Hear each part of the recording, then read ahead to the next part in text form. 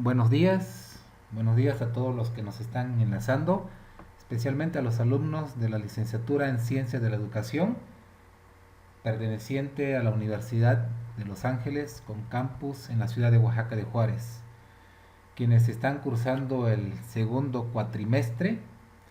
Y el día de hoy, pues bueno, vamos a estar abordando una asignatura muy interesante acerca de la filosofía de la educación, con un tema muy interesante también.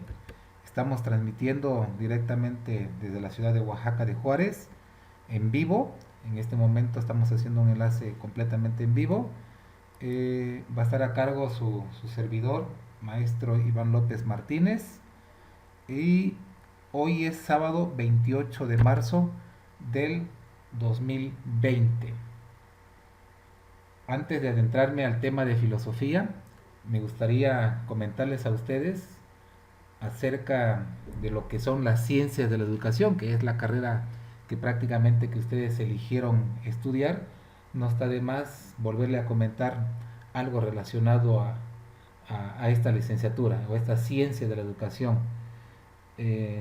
Más que nada, pues la ciencia de la educación son todas aquellas ciencias que aportan en teoría y práctica al proceso formativo desde su objeto de estudio.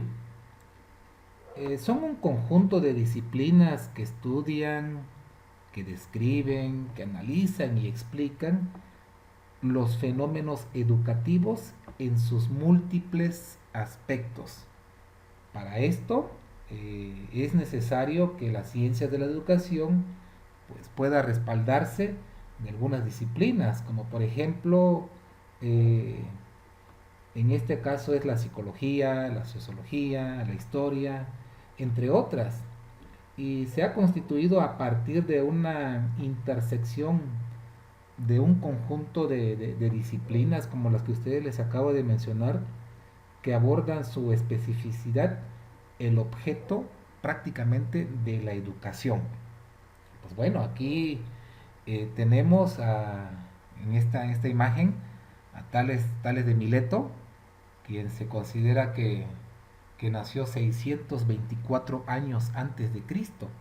Tales de Mileto está considerado como el padre de la filosofía, porque fue el primero de los que se tienen en los registros en la historia, quien empezó a cuestionarse acerca del origen del universo.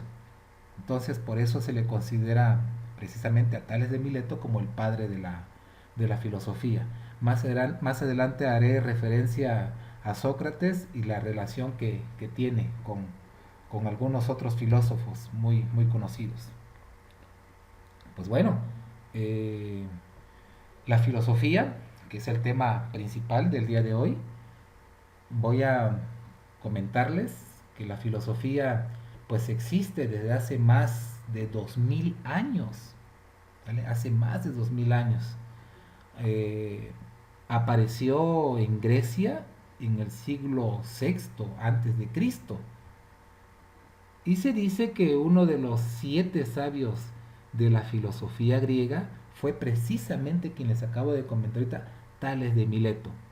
Es el primer filósofo y considerado padre de la filosofía por haber sido el primero en dar una explicación racional sobre el origen del universo. Pero para esto, pues bueno, tuvo que cuestionarse en múltiples aspectos, filosofar en cuanto a diversas preguntas, lo cual, pues bueno, se le consideró precisamente que esas preguntas eran filosóficas, porque en su momento la ciencia de ese momento, no pudo dar una respuesta como tal. De esto lo seguiré comentando un poquito más adelante, pero como les decía a ustedes, la ciencia de la educación, ¿vale? La ciencia de la educación pues se respaldan con en algún campo disciplinar, y una de ellas pues es la sociología de la educación. Prácticamente la sociología de la educación pues bueno, es el estudio de las relaciones entre la educación y la sociedad. Vuelvo a mencionarles, una relación muy estrecha que existe entre la educación y la sociedad, ocupándose eh, tanto en el origen social de la educación, de sus manifestaciones y contenidos, las repercusiones que ésta tiene también en la sociedad, las funciones y sus diversos objetivos, también de las posibilidades y los agentes sociales que en ella participan. En este aspecto, pues bueno, el estudio de los problemas sociales de la educación, ¿vale? Desde el punto de la sociología, son a partir de la pedagogía y para la enseñanza, desarrollada principalmente por pedagogos.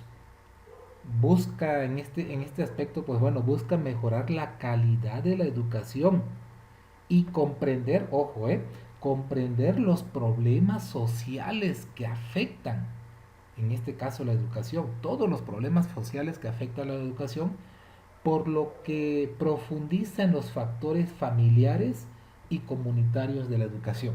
¿Vale? De manera general, pues bueno, hablando en cuanto a la sociología, porque es una disciplina que se apoya mucho, perdón, que la ciencia de la educación se apoya mucho en esta disciplina. Pues bueno, aquí tenemos algo más, la pedagogía. Ya hemos tenido la oportunidad de platicarlo en algún momento en varias clases que hemos tenido.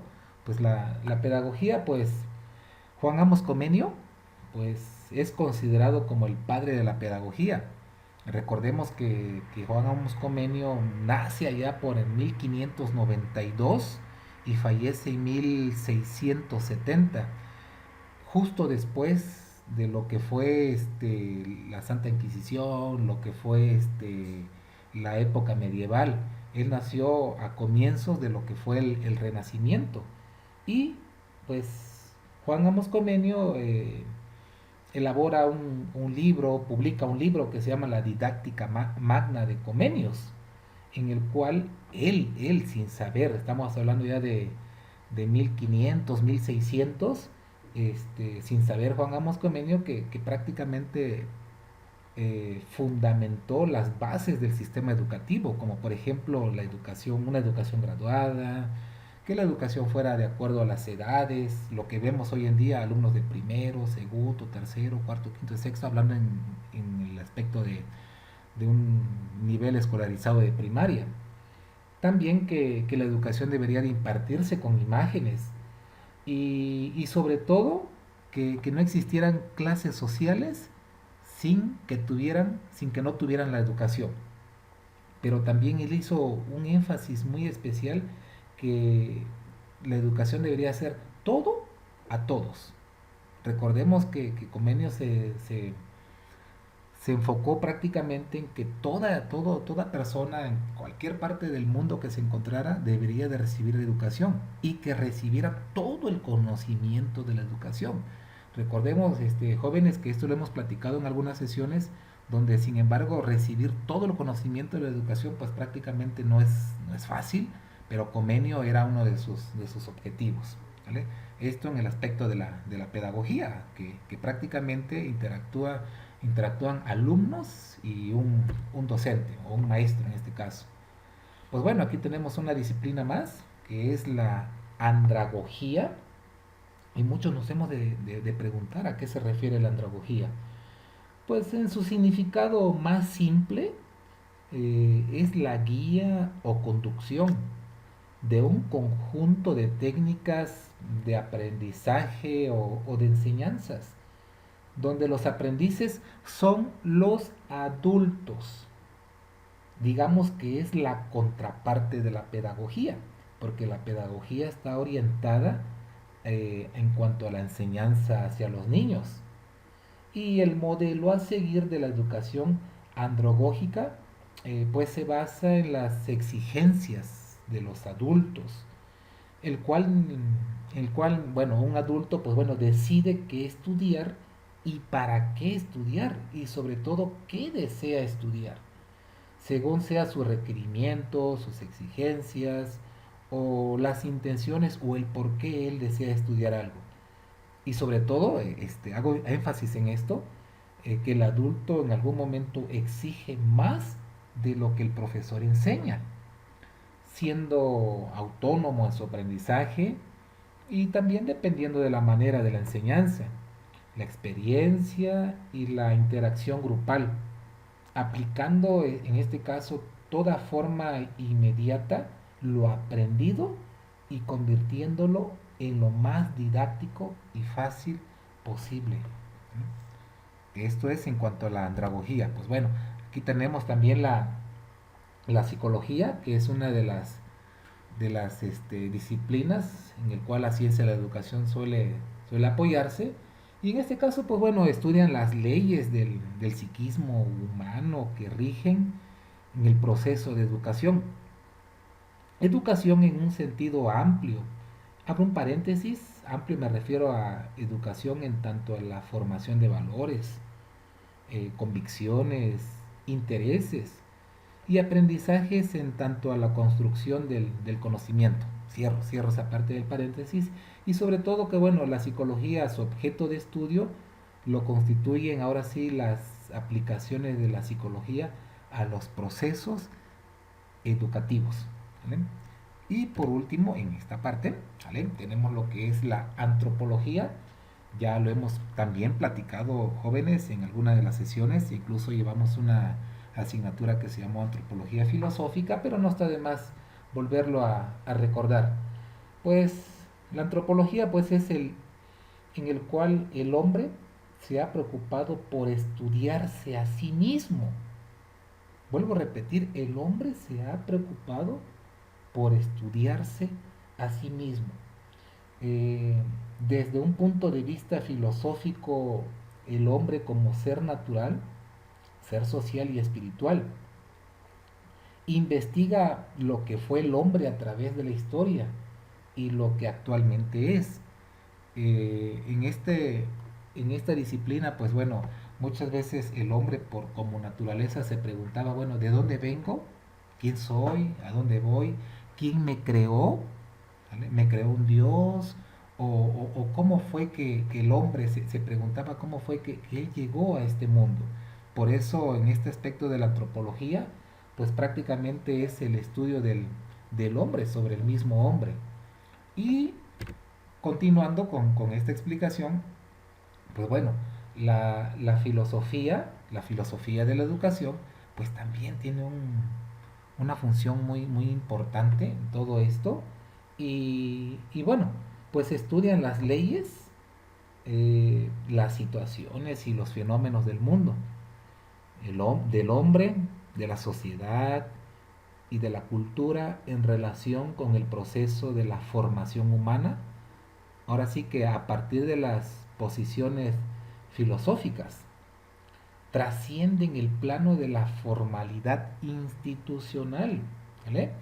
Abarcando las posiciones ideológicas y también las políticas, reveladoras de lo que hace. Sienten y piensan todos los hombres en relación a la educación.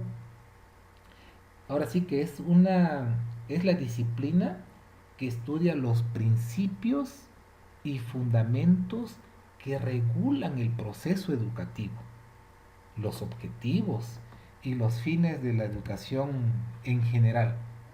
La didáctica, ¿vale? Muy conocido esta palabra de didáctica, pero sin embargo, bueno, se refiere también que es una disciplina que abarca, ¿vale?, los principios más generales de la enseñanza, aplicable a todas las asignaturas en su relación con los procesos educativos y cuyo objeto de estudio lo constituye el proceso entre un docente y un educando. A veces, y también es comúnmente llamado el proceso de enseñanza-aprendizaje. Dicho de otras palabras, ¿vale?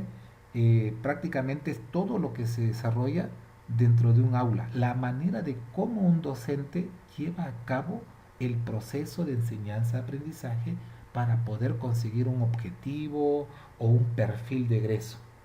En este aspecto, pues bueno, la didáctica también recordemos que Juan Jacobo Rousseau, allá por el año de él nació en 1712 y murió en 1778, ¿vale?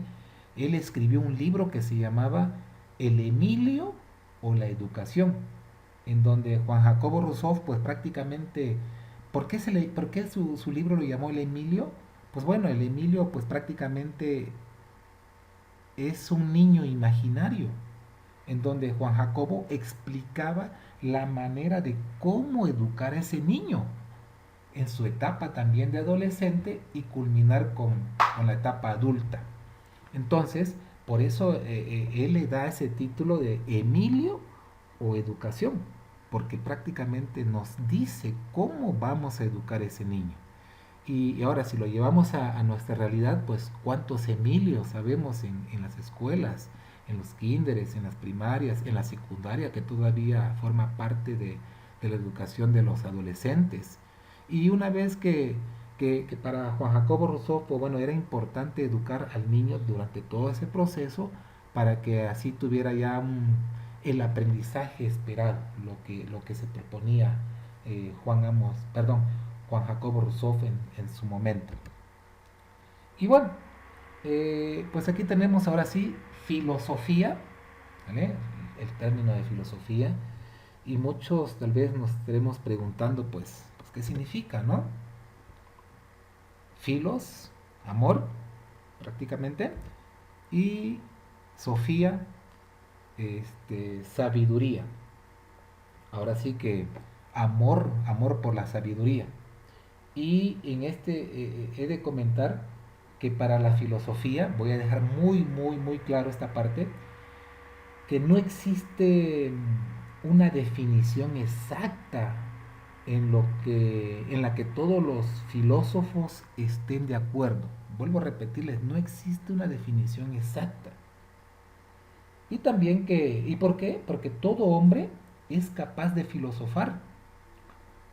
Pues todo hombre posee razón, el raciocinio para poder filosofar, para poderse preguntar y cuestionar acerca de muchas cosas, ¿no? También, bueno, la filosofía es una especie de ciencia madre. Y voy a explicarlo por qué.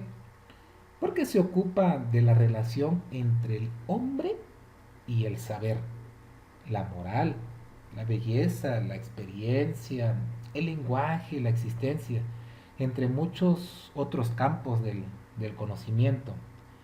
Y como decía en un principio, este vocablo griego, prácticamente son dos vocablos griegos, filos y sofía, pues bueno, pues surgió allá, se le atribuye al matemático y pensador de la Grecia antigua, muy escuchados, y Pitágoras de Samos, allá alrededor del año 1530, imagínense, antes de Cristo. Por eso es que al principio le decía a ustedes que la filosofía pues prácticamente tiene una existencia de hace más de 2000 años. Y en esto, pues bueno, según esta tradición, ojo, Pitágoras había definido a los filósofos como un tercer tipo de personas, distinto a los que gustan actuar y ganar reconocimientos, y los que gustan comerciar y ganar lucro. En conclusión, él pensaba que los filósofos solo buscan observar y entender, ¿vale? Observar y entender en este aspecto. Entonces, pues bueno, pues vamos comprendiendo, entendiendo algunas cosas acerca de la filosofía, y para esto, pues bueno, es muy importante que también sepamos que dentro de la filosofía, pues existen ahora sí también, a ver, lo que es el término de educación. Es muy importante que así como pudimos definir los vocablos griegos de la filosofía, también podamos hacer lo mismo con el concepto de educación. Dice, proviene de dos verbos, ¿vale? Uno de ellos es educare y el otro es exducere, ¿vale? tenemos su significado, que es criar, alimentar, instruir, hacer crecer. Y dicho de otra manera, plantea ahora sí la idea de nutrir, de llevar a otro un alimento bien material o espiritual. Ahora sí que es un proceso que va de afuera hacia adentro. Y el término exducere, aquí lo tenemos, también está vinculado a la idea de la extracción. Ahora sí que es el proceso que va de adentro hacia afuera. ¿Cuántas veces nosotros tenemos un conocimiento y hacemos precisamente eso, de adentro hacia afuera? Y esto en cuanto al término de educación, este, pues bueno, la educación en cuanto a su término es una palabra polisémica, y esta palabra, este concepto de educación polisémico, pues tiene muchos significados, y lo he de explicar de esta manera. Para un docente, para un doctor, para un político, para un economista, cada uno de ellos va a interpretar el término de educación a su manera. Posiblemente un economista lo vea como brindar educación a todas las personas para que en un futuro puedan retribuir con mano de obra. Un ejemplo. Para un docente, posiblemente uno de tantos significados podría ser eh, el proceso de enseñanza-aprendizaje en el cual interactúa un docente y los alumnos para que estos adquieran un conocimiento y algún día lo apliquen en su vida cotidiana. Si le preguntáramos a un doctor para él qué entiende por el término de educación, pues es muy probable que desde su muy particular punto de vista enfocado a su profesión, él le va a dar un significado. Por eso es que se considera que también la educación es un concepto polisémico.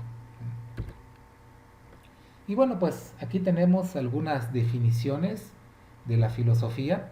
El primero de ellos lo voy a leer de manera textual. El diccionario dice que es la ciencia que se ocupa de responder las grandes interrogantes. Aclaro esta parte, aquí voy a colocar el cursor, grandes interrogantes, porque esto voy a hacer referencia más adelante en cuanto a estas dos palabras.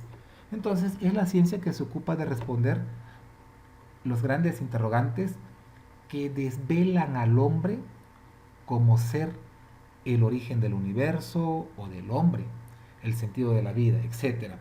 También tenemos aquí algunas otras definiciones, ya comentamos quién fue Tales de Mileto. Tenemos aquí a Sócrates también con algunas definiciones que él daba en su momento. Y antes de que se me pase, también si investigamos, Sócrates también se le conoce como el padre de la filosofía. Y también en algunas otras fuentes bibliográficas podemos encontrar que no nada más se le considera como el padre de la filosofía, sino también el maestro de la filosofía. Pero así, si nos remontamos más atrás todavía, quien se le considera como tal es a Tales de Mileto.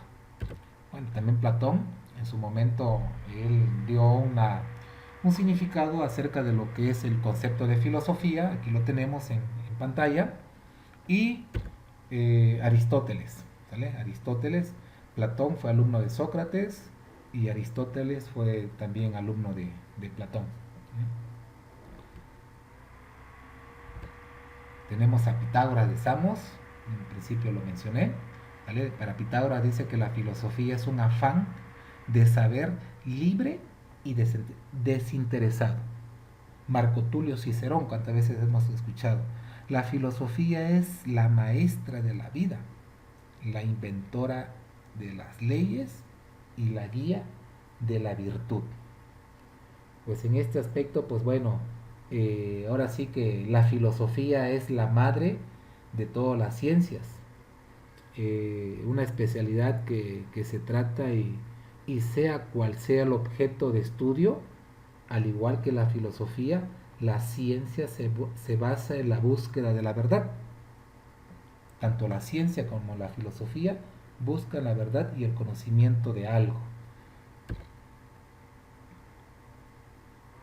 Sócrates, solo sé que no sé nada, muchas veces hemos mencionado esta frase, pero tal vez no sabíamos quién la dijo en su momento. Sócrates, solo sé que no sé nada.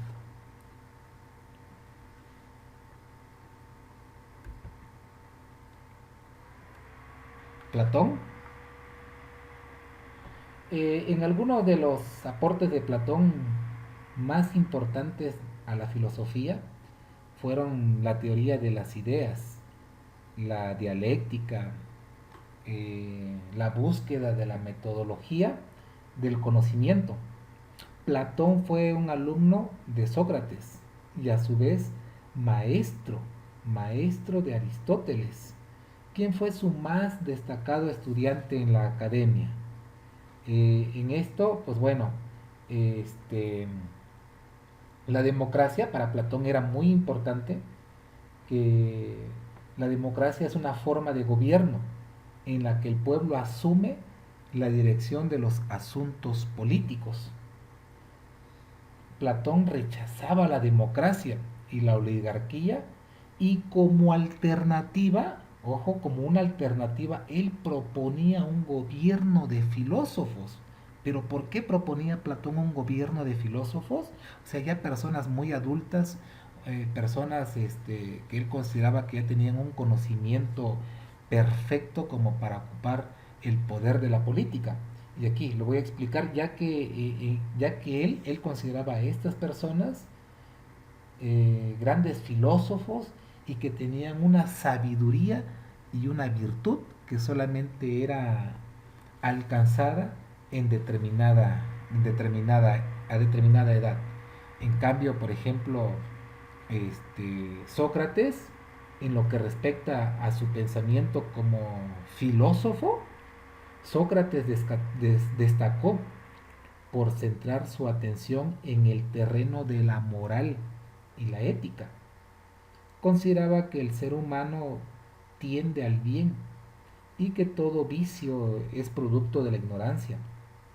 Él creía que el bien, que el amor, que la bondad y la ética partían de definiciones universales. También hago énfasis que él creía que el filósofo debería de buscar la sabiduría en la virtud. Incluso el propio Sócrates se consideraba una persona no sabia y consideraba que la mayoría de personas creían saber más de lo que realmente conocían. Por ello usaba la ironía y el diálogo con el fin de exponer las contradicciones de sus interlocutores y hacer ver al, a los demás el nivel de conocimiento que poseían en realidad. En conclusión, Sócrates en muchas ocasiones había ya filósofos, había matemáticos en su época y bueno, él le hacía algunas preguntas que en su momento no eran fáciles de contestar y puso en jaque a esas personas que se consideraban que tenían un conocimiento absoluto. Por eso es que les mencioné a ustedes ahorita de que prácticamente ahora sí que eh, los hacía caer en contradicciones. ¿Vale? Y bueno, en cuanto a En cuanto a Aristóteles, ¿vale? En cuanto a Aristóteles, pues como le decía en principio, él fue estudiante de Platón en la academia, donde él permaneció alrededor de 20 años. Aristóteles fue un discípulo muy destacado, pero sin embargo no quiso seguir los pasos de su mentor, en este caso Platón. Él consideraba que la educación valora la importancia del ámbito del juego en los más pequeños para el desarrollo tanto a nivel físico como a nivel intelectual. Y voy a retomar a Carlos Marx, ¿vale? Una de sus frases muy conocidas también: leer libros no te hace mejor, saber interpretarlos sí. Explico esto de Carlos Marx. Él fue un filósofo, fue un sociólogo, conocía la situación de los pobres y mantenía ideas revolucionarias. E su filosofía era que debía de haber igualdad entre ricos y pobres. En conclusión, que no existiera ricos ni pobres, sino que hubiera una sola clase nada más, una sola clase social que estuviera totalmente equilibrada, que no existiera un patrón, que no existiera un obrero y que entre todos, pues bueno, tener esa idea de una sociología hasta cierto punto empírica, porque hasta el día de hoy las ideas de Marx se quedaron ahí. Para algunos pueden pensar que todavía es aplicable, pero si lo llevamos a nuestra realidad, pues prácticamente las clases sociales se siguen dando, ¿no? Y también, pues bueno, no nada más era un filósofo y sociólogo, sino que también era un economista. Era considerado también un hombre de acción. Fue el creador del socialismo científico y el inspirador de la ideología comunista. También, bueno, el objeto de la filosofía de Marx era, en otras palabras, transformar a la sociedad y también de ser un activista incansable de la revolución obrera.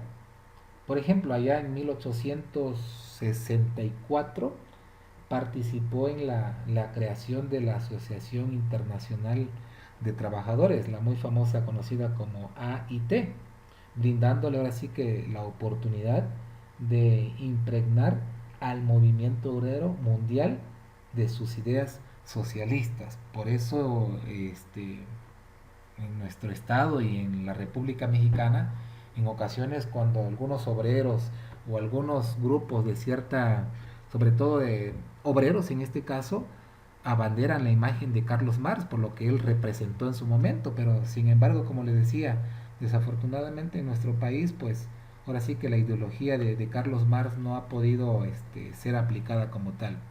Él consideraba que la educación es el camino ideal para salir adelante, pero sin embargo Carlos Marx nunca escribió un libro referente a educación, solo fueron sus ideas filosóficas pero sin embargo, bueno, el día de hoy vemos que no han dado resultado como tal, ¿no? Pues bueno, estamos en este apartado, resulta ser muy interesante. ¿Qué estudia la filosofía? Como la pregunta lo dice, ¿cuál es el objeto de estudio de la filosofía? Y les voy a mostrar aquí a ustedes algunas imágenes, preguntas. ¿Cuántas veces nosotros nos hemos preguntado o hemos preguntado a alguien de esta manera? ¿Por qué estoy en esta vida? ¿Quién soy yo? ¿De dónde vengo? Y una pregunta también interesante, ¿Dios existe? ¿Cuántas veces hemos filosofado? Pues son preguntas, podríamos decir hoy en día, fáciles, sencillas, pero sin embargo son una de tantas preguntas que los primeros filósofos empezaron a cuestionar y sin embargo hasta el día de hoy, pues bueno, algunas se han dado respuestas y otras no. En este caso, pues bueno, el objeto de estudio de la filosofía, ahora sí que son todas aquellas preguntas que no tienen un método científico para resolverse. También argumentaré que la filosofía no puede ser solo un estudio teórico. En este caso, por ejemplo, el campo de la filosofía a priori se refiere al conocimiento adquirido sin necesidad de una experiencia. En el término a priori, pues bueno, me refiero más a la expresión que se utiliza para demostrar algo que va desde la causa hasta su efecto. Ejemplos, por ejemplo, ejemplo de ello podría ser este, Los alumnos de filosofía son aplicados. Los ancianos son tranquilos. El alumno reprobó. Son ejemplos en el cual podemos utilizar el término de a priori, porque algo que lleva desde su causa hasta su efecto. Y continuando con este objeto de estudio de la filosofía, pues bueno, aquí tenemos muchas preguntas. ¿Vale? Muchas preguntas, por ejemplo, ¿el universo tiene fin? Nadie lo ha podido comprobar el día de hoy. Por eso comentaba hace unos momentos que la filosofía también se respalda de la ciencia para poder contestar algunas preguntas. ¿El universo tiene fin? Muchos podríamos decir sí, pero hasta el día de hoy no está comprobado. Muchos tal vez podrían decir no y de la misma manera no está comprobado. Porque mientras más se investiga, lo que sí está comprobado es que el universo sigue siendo más grande y extenso de lo que se pensaba. Incluso otras preguntas, ¿por qué hay algo en vez de nada? ¿Existe la justicia? ¿Somos malos o buenos por naturaleza? ¿Tenemos el libre albedrío? Recuerden este término, lo trabajamos en una ocasión en clase. ¿Cuál es ahora sí el sentido de la vida? Y esta pregunta que también es muy filosófica, ¿hay vida después de la muerte? ¿Cuál es el mejor sistema moral? Pues bueno, volveré a mencionarles que el objeto de estudio de la filosofía, pues, son todas aquellas preguntas que no tienen cabida en ninguna de las ciencias. Es decir, la filosofía se tiene que preocupar por todas las preguntas que no tienen un método científico para ser respondidas, para ser resueltas. Por ello, yo me atrevo a afirmar que el objeto de estudio de la filosofía tienen que ser todas aquellas preguntas, pues bueno, que no tienen cabida en ninguna de las ciencias y que carecen de un método científico para resolverse. Esto a primera vista, ojo, esto a primera vista parece ser una respuesta no muy convincente. Estoy afirmando que el objeto de estudio son todas aquellas preguntas que no tienen un método científico, pero, por ejemplo, ¿cuáles son estas preguntas? Vamos a ver algunas de ellas. Veamos algunos, les voy a mencionar a ustedes algunos ejemplos. Un historiador, repito, un historiador puede preguntarse qué ocurre en algún tiempo pasado. Perdón, ¿qué ocurrió en algún tiempo pasado? Pero un filósofo preguntaría, ¿qué es el tiempo? Ahora, otro ejemplo. Un matemático puede investigar las relaciones entre los números, pero un filósofo podría preguntar, ¿qué es un número? Un físico puede preguntar de qué están hechos los átomos o las cosas, o qué explica la gravedad. Pero un filósofo preguntaría, ¿cómo podemos saber si la gravedad realmente existe? Así que el objeto de estudio de la filosofía, pues son todas aquellas preguntas que carecen de un método científico, por ejemplo, experimentación, observación, hipótesis, conclusión, resultado, cuando ya se investigó y se le da respuesta a una pregunta. Por eso dice que son todas aquellas preguntas que carecen de un método científico para resolverse. Y por lo tanto estas preguntas se volverán filosóficas. Aclaro en esta parte. Pero bastará con que una pregunta encuentre una solución o una respuesta para que deje de ser filosófica y pase a ser ahora sí que una pregunta de la ciencia que la ciencia pueda responder. Por ejemplo, antes los primeros filósofos se preguntaban, ¿habrá vida en otros planetas? ¿Existirán otros planetas? Hoy está probado y comprobado que existen otros planetas. Entonces, esa pregunta que era filosófica en su momento, dejó de ser filosófica porque está comprobado de que existen otros planetas y por lo tanto pasa a ser una pregunta de ciencia. Mucho se ha, este, eh, mucho se ha criticado que la filosofía acerca de sus aportes, que hasta cierto punto se dice que es algo inútil, pero lo que la mayoría de las personas no alcanzan a ver es que, es que no tienen un método de resolución. Esta deja de considerarse filosófica y pasa a formar parte de la ciencia cuando ya se le dio respuesta. De esta forma, ahora sí que en su mayoría, la incertidumbre filosófica es más aparente que real. Aquellas preguntas que son capaces de ofrecer respuestas, aquellas preguntas que son capaces de ofrecer respuestas definitivas, son consideradas ciencias, mientras aquellas de las que en el presente no se tienen respuesta definitiva, permanecen todavía en el ámbito de la filosofía.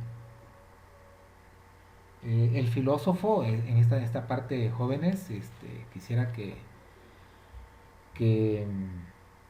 pusiéramos énfasis en que un filósofo tiene que apoyarse en las ciencias para poder discernir de manera filosófica tantas preguntas relevantes.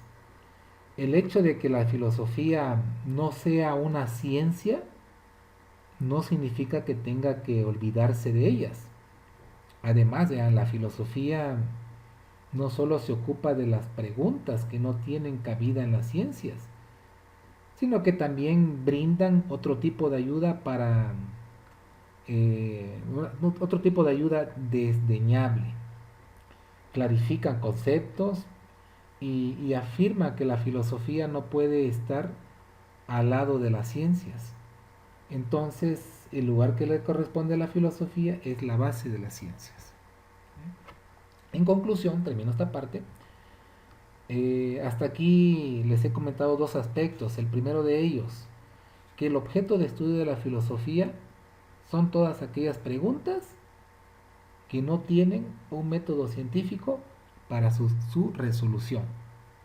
Y otra conclusión más, que la filosofía pues tiene que tomar en cuenta el avance de las ciencias para llegar a una respuesta. Sin embargo, hago aquí un paréntesis, por ejemplo, la teoría del positivismo. El positivismo prácticamente es todo aquello que se puede comprobar. El positivismo o los positivistas, ¿vale?, podrían decir Dios no existe, porque hasta el día de hoy no se ha podido comprobar. Sin embargo, los positivistas tampoco pueden comprobar que Dios no existe.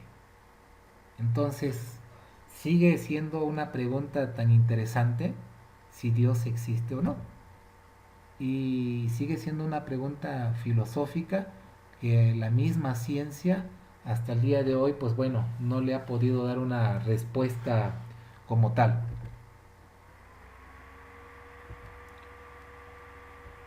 Aquí tenemos esta imagen, ¿vale? Hace muchos años, muchos años, Aristóteles formuló una pregunta y que más tarde fue complementada por Claudio Ptolomeo, la famosa teoría geocéntrica, donde exponía que la Tierra era el centro del universo.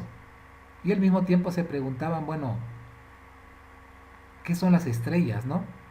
Hoy ya tenemos esas respuestas, que son las estrellas, ya dejó de ser filosófica para formar parte de una pregunta de la ciencia, pero sin embargo dudas como estas, preguntas como estas, inquietudes de este tipo, pues fueron parte del por qué los filósofos en su momento pusieron en jaque a aquellos que se consideraban sabios en su momento, conocedores de la ciencia de su tiempo.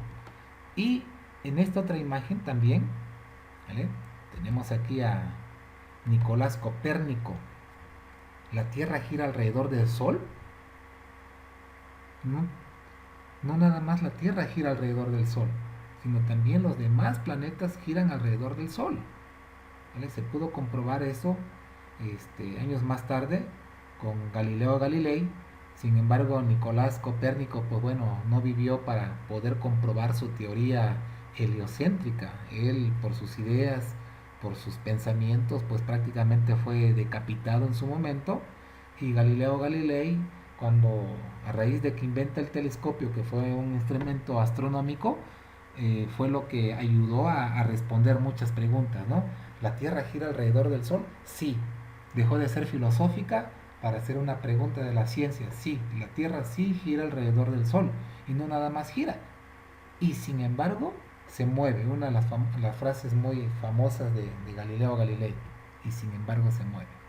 Pues bueno, aquí tenemos ya otra imagen donde no nada más es, como le decía a ustedes, son los planetas, sino que vemos ahí el movimiento de los demás cuerpos celestes, las órbitas que tienen y todo esto, pues bueno, gracias a la ciencia, pero que en su momento los primeros filósofos, como le decía, se hicieron tantas preguntas, lo que motivó, lo que llevó a poder responder estos cuestionamientos en su momento.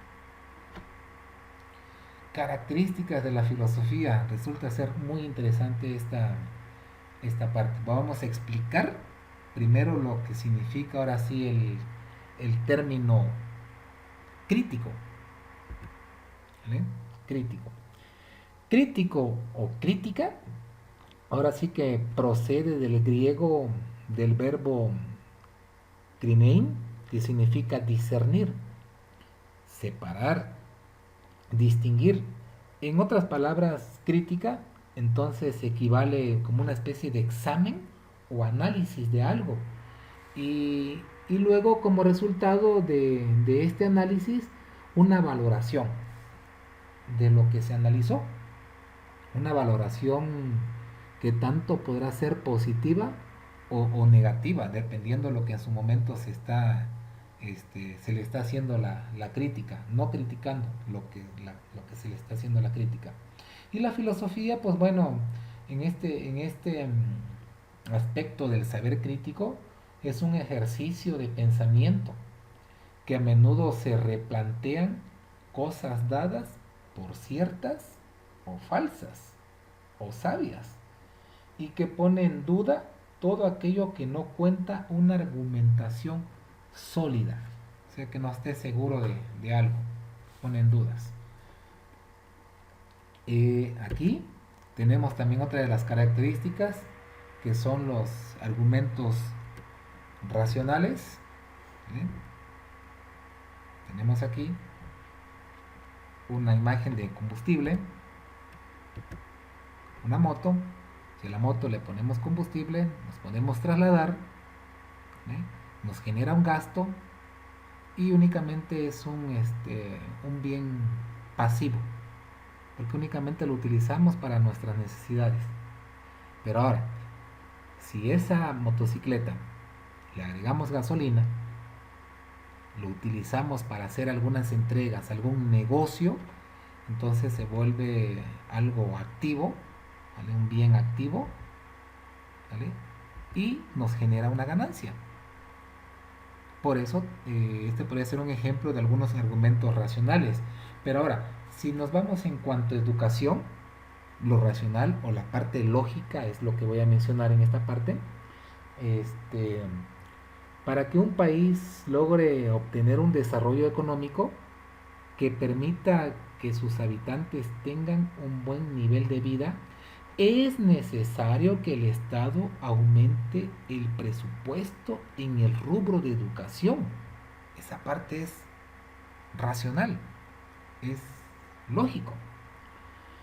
Además, otro ejemplo, los países de economías un poquito más emergentes y desarrollados económicamente han obtenido ahora sí que en la última década tienen como un punto común el haber aumentado la inversión en la ciencia y tecnología un promedio de 2 a 3% del PIB, que da como resultado mejor educación, que los alumnos tengan más competencia académica.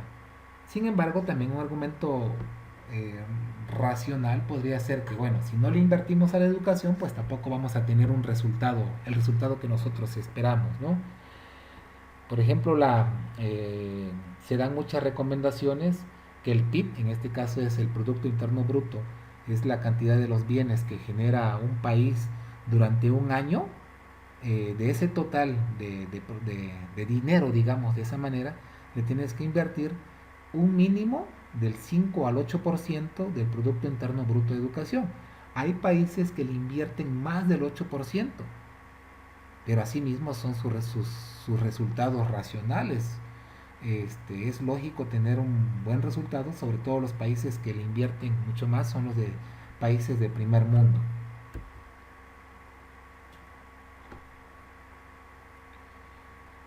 Bueno, las ramas de la filosofía, voy a mencionar algunas de ellas, son muchas. La filosofía de la naturaleza, pues toma en cuenta ahora sí los conocimientos alcanzados por las ciencias experimentales, pero su enfoque es diferente. Se pregunta las causas y los efectos de, ahora sí, de la naturaleza, ¿no? Se encuentra definida como la rama de una filosofía, encargada ahora sí que del estudio de los fenómenos que se caracterizan como naturales y que pueden comprender desde el movimiento hasta la composición de las cosas que integran la realidad, ahora sí que pasando por el cosmos e incluso por el cuerpo humano. Epistemología, ¿cuántas veces hemos escuchado el término epistemología de la educación? Proviene de dos vocablos. Quiero aclarar esta parte, el episteme que significa ahora sí conocimiento, y logos que significa estudio. En pocas palabras, pues bueno, es también una rama de la filosofía que estudia el conocimiento científico, su naturaleza, ahora sí que la posibilidad de alcance y sus fundamentos. La epistemología pues estudia las circunstancias históricas, psicológicas, sociológicas, como lo mencioné al principio, que llevan a la obtención del conocimiento científico y los criterios por los cuales se justifican o invalidan, así como la definición clara y también precisa de los conceptos epistémicos más usuales como la verdad, la objetividad, la realidad e incluso hasta la propia justificación. Antropología filosófica, para recordar, pues bueno, es el estudio del hombre por el propio hombre, su origen, de dónde viene, cómo nació, por qué está en este mundo, hacia dónde va, preguntarse a sí mismo su origen. Y pues bueno, la nociología, pues también resulta ser interesante, viene de dos vocablos griegos, eh, y que significa gnosis, conocimiento, y logos, tratado o estudio. En sí es la disciplina filosófica que estudia el problema del conocimiento humano. Y avanzamos con esto y tenemos aquí la lógica. ¿Cuántas veces hemos escuchado el término de lógica? ¿Vale? Pero no se refiere a lógica de las matemáticas. Lo voy a explicar en esto. Pues también es una rama de la filosofía que se dedica al estudio de los, ahora sí que, procedimientos racionales, todo lo que tenga que ver con la razón, la parte lógica. Luego, y los modos de la demostración y la inferencia, es decir, los procesos de pensamientos mediante los cuales puede obtenerse conclusiones a partir de muchas premisas. Eh, la ética, veamos las imágenes. Me gustaría que estuvieran observando estas imágenes. Mientras las observo, pues, perdón, mientras ustedes la observan, pues voy a explicar. Ahora sí que tiene que ver con las acciones de la persona y la manera de cómo se refleja en la sociedad donde se desenvuelve. ¿Cuántas veces una acción llega a cambiar cierto aspecto de la sociedad? Lo vimos hace unos días con el famoso Un Día Sin Mujeres. Lo mismo pasó el año pasado, también el 8 de marzo del año pasado. Y todos los resultados de la marcha que pasó, que se llevó a cabo en la ciudad en CDMX. Ahora sí que por eso le decía a ustedes que tiene que ver con las acciones de la persona y la manera de cómo ésta se refleja en la sociedad. La estética, la imagen creo que ayudaría mucho si lo observamos también. En la estética, bueno, se dedica al estudio de la belleza, y de lo hermoso. Ahora sí que intentando dar con su significado y sus reglas de comportamiento. Aprecia, aquí quiero dejar muy claro, aprecia el valor de la belleza. Existe la belleza natural y también la belleza artificial. En la naturaleza, ahora sí que no todo es bello, de eso nos debe de quedar claro, pero también existe la bipolaridad, o sea, lo feo y lo malo. En este caso, en la estética, la ética es lo contrario, lo bueno y lo malo. Y aquí es lo feo y lo bello. Y terminamos con la metafísica. ¿Cuántas veces hemos escuchado este término de la metafísica? Y ahora sí que etimológicamente quiere decir que algo que va más allá de lo físico, más allá de la naturaleza, porque está más allá de las experiencias sensibles, algo que se pueda tocar, algo tangible. Por lo tanto, bueno, ahora sí que la metafísica toma a su cargo el estudio del ser, de lo que es, de lo que está haciendo, lo que está existiendo, como fundamento de todas las cosas, ahora sí que, y de todo lo que hay.